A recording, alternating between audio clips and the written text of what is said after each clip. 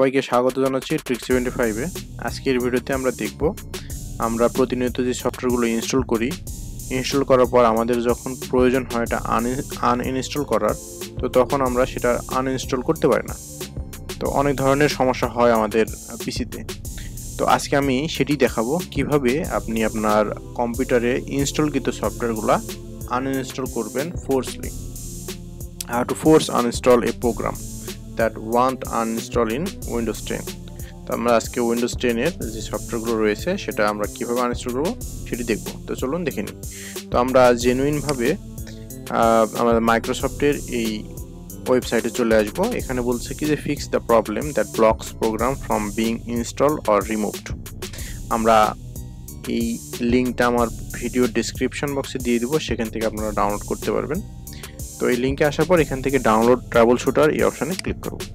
Click করার পর এটা কয়েক কিলোবাইটের একটা ফাইল এখানে ডাউনলোড হবে। ডাউনলোড হওয়ার পর এখান থেকে এটা ওপেন করবেন।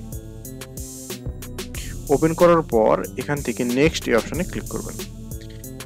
নেক্সট এই অপশানে ক্লিক করার পর এই প্রবলেমগুলো ডিটেক্ট হবে। ডিটেক্ট হওয়ার পর আপনি কি করতে যাচ্ছেন? ইনস্টল করতে যাচ্ছেন যেটা ইনস্টল হচ্ছে না, বা আনইনস্টল করতে যাচ্ছেন।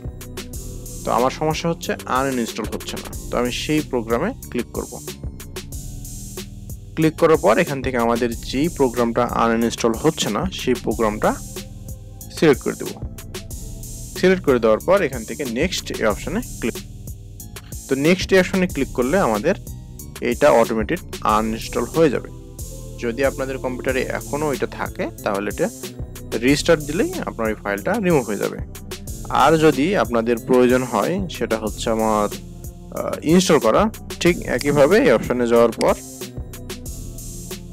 এখান থেকে নেক্সট অপশন আসার পর এখান থেকে প্রবলেম ডিটেক্টেড, এখান থেকে ইনস্টল এই অপশানে ক্লিক করব। ক্লিক করার পর কোনটা আমাদের ইনস্টল হচ্ছে না সেইটা এখান থেকে আমরা সিলেক্ট করে দেব।